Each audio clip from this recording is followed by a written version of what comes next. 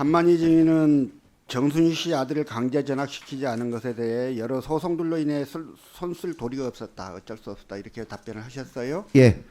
그리고 가해 학생이 학교를 다니고 있는 상황에서 가해 학생 교육과 피해 학생의 보호를 위해 많은 노력을 했다. 이렇게 예, 뭐 발언하셨어요. 학교 갈 수 있는 예. 민사고가 정말 최선을 다했습니까? 최관영 증인은 어떻게 생각하십니까? 가해 학생이 반성하고 잘못을 뉘우칠 수 있도록 계도하고 교육하려고 노력했고 피해 학생을 보호하기 위해 최선을 다했습니까? 네, 저희 나름대로는 최선을 다했다고 생각을 하는데 지금 5년 지나서 돌이켜 보면 부족했던 부분들도 많았다고 가해 생각합니다. 학생은 학폭으로 처분받은 출석 정지 기간에 학교에서 실시한 진로 특강에 참석하고 학교는 또 이걸 학생부의 진로 활동 사항으로 기재해 주기까지 했어요. 최관영 증인, 원칙적으로 출석 정지 기간에 학교에 있어서는 안 되잖아요. 네, 맞습니다. 규정도 위반하고 징계도 제대로 받지 않은 상황으로 보이는데요. 이러한 상황임에도 불구하고 가해 학생을 계도하고 피해 학생을 보호했다고 볼 수 있는지 굉장히 좀 의문이 많이 듭니다. 구체적으로 질문을 하겠어요. 다음 화면 한번 보시죠. 정윤상 학폭이 강원도로부터 최종 징계 확정되고 나서요. 학교에서 각 처분 결과에 대한 처분 시기를 교육청에 보고한 공문이에요. 맞죠? 네네. 가해 학생 처분 중에 제6호 출석 정지 총 7일이었는데 이 7일을 2018년 7월 5일, 6일, 9일부터 13일까지 한다는 내용이었어요. 학교가 작성한 문서 맞지요? 네, 맞습니다. 그리고 실제로 이대로 다 이행하셨죠? 네, 맞습니다. 그런데요. 출석 정지 기간 중인 7월 10일 날 민사고에서 진로 특강을 실시했어요. 다음 자료 보시죠.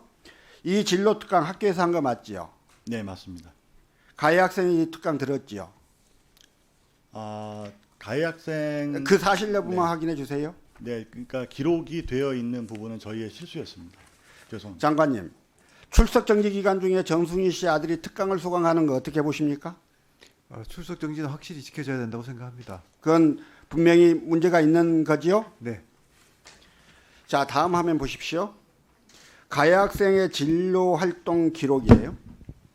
실리콘밸리에서 일하는 현직 비즈니스맨에게 세계 속에서 어떻게 적성에 맞는 일을 찾아서 할 것인지에 대한 특강을 들었다 이렇게 돼 있고요.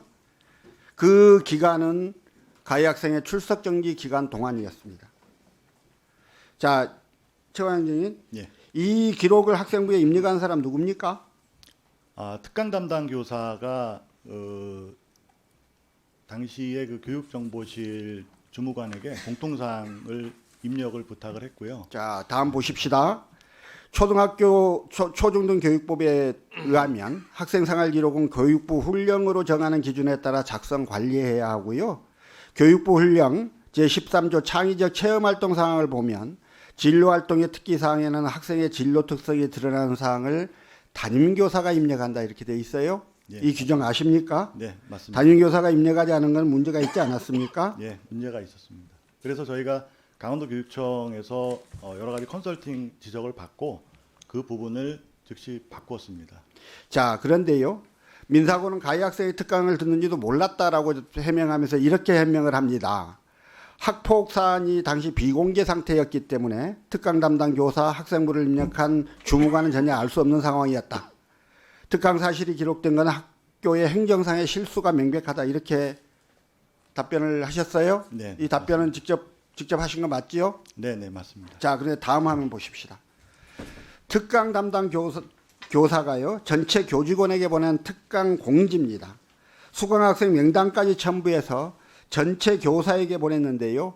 담임교사가 자기 반 학생이 뭘 했는지도 몰랐다. 이거 이해가 정말 안 갑니다. 정말 담임교사가 몰랐던 거 맞습니까? 네, 그 부분은 제가 확인하셨습니까? 안 하셨습니까? 그 부분은 제가 확인을 못했습니다. 당시 담임교사가 정년퇴직을 한 상태라서 담임교사가 없었습니까? 그때 담임교사가 지금 정년퇴직한 상태라서 그거까지는 죄송하게 확인을 못했습니다. 가해 학생 정윤성 출석 정지 기간에 어디 있었습니까? 학교에 있었습니까? 없었습니까? 당시에 여러 가지 증언들을 저희가 이제 받았는데요. 그때 당시에 그 문서상에 기록되어 있는 바로는 집에 가서 출석 정지를 하고 마지막 날 학교에 밤 9시까지 그 기숙사에 들어오는 걸로 그렇게 문서가 작성이 되어 있습니다. 아까 특강 기간은 마지막 날도 아니었지요? 네네 맞습니다. 자, 그러면 지금 다음 화면 보실까요? 민사고가 제출한 답변서에는요. 학생부장은 오래전 일이라 기억은 확실하지 않다. 집으로 보낸 것 같다. 그리고 도서관 업무 일지에 없으니 도서관은 있지 않았던 것 같다. 네. 학폭 담당 교사도 기억은 정확하지 않은데 집에 보낸 것 같다. 이렇게 답을 했어요. 네네. 만약에 집에 있었다면 말입니다. 네. 서울 집에 갔다가 중간에 1시간 반 특강 들으러 강원도 학교에 왔다가 다시 집에를 가고 이런 일을 했다는 이야기가 되네요. 이게 네. 상식적이라고 보십니까? 예 죄송합니다. 저희 학교에 명백한 실수가 맞습니다.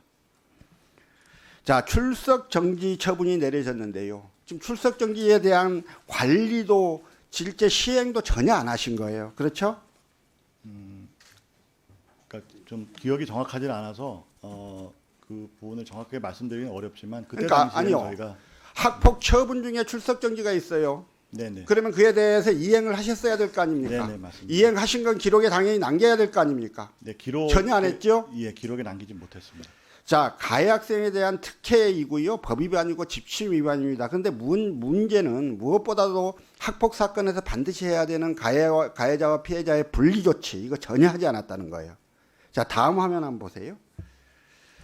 자, 피해 학생은 아까 그 가해 학생이 들었다는 그 특강 듣지 않았지요? 그렇게 알고 계시죠? 네네. 근데 만약에 말입니다. 피해 학생도 특강을 신청했다면 둘이 같이 들었겠네요? 네네 맞습니다. 자, 지금 가해 학생이 특강을 신청했는지 들었는지 이걸 어떤 과정으로 했는지에 대해서 전혀 알고 계시지 않다면 만약에 피해 학생이 신청했다면 아무도 모르는 상태에서 둘이 같은 공간에서 수업을 받았을 것 같아요. 맞습니까? 네네. 피해 학생은 2018년도 학폭위 이후 거의 대부분 결석하고 실제 출석한 날은 화면에 보는 것처럼 정말 며칠 되지 않았습니다. 피해 학생이 2018년 7월에 네, 추가 1분. 네. 그날이 언제인지 아세요? 바로 7월 10일이에요. 가해 학생이 학교에서 특강 듣던 날이에요. 피해 학생은 특강을 신청하지 않았지만 이날 학교에 나왔단 말이에요. 이 둘이 마주쳤는지 안 마주쳤는지 확인하셨습니까? 그 당시 피해 학생은 상담 선생님들이 계속 케어를 하고 있었기 때문에 아마 마주치지 특강 계획을 보면요. 특강 끝나고 학생들과 함께 기숙사에서 점심 먹도록 돼 있어요. 그 기숙사 식당이 평소 학생들이 밥 먹는 식당 아니에요. 네 맞습니다. 여기서 피해 학생과 가해 학생이 부딪히거나 서로 뭐 접촉했을 가능성 없습니까? 그건 안 했다는 거 확인하셨습니까? 네 그것은 지금 저희가 기억은 없습니다. 가해 학생은 학교에 오면 안 되는데 학교에 나오고 특강도 듣고 가해 학생을 징계한 학교는 학생이 학교에 왔는지 안 왔는지도 모르겠다고 하고 담임교사가 아닌 다른 사람이 기재해서 학생부에 반영된지도 몰랐다고 하고 있습니다. 이게 그냥 정말 단순한 실수일까요? 죄송합니다. 저희 학교에 명백한 실수가 맞습니다. 지금 방금 드린 말씀까지만 하더라도요. 학교 폭력 사안 처리에 대한 그 처리 과정, 인사부의 태도, 이런 것들이 여러 가지 규정관이 있어 보이고 학폭 예방법에 따라 가해 학생에 대한 조치를 위반한 점으로 보입니다. 이행 결과도 허위로 보고한 걸로 보이고요. 자, 이 부분에 대해서 교육부가 특별조사를 하고 좀 조치를 해야 한다고 생각하는데 그렇게 해주시겠습니까? 저희 검토해 보겠습니다. 네.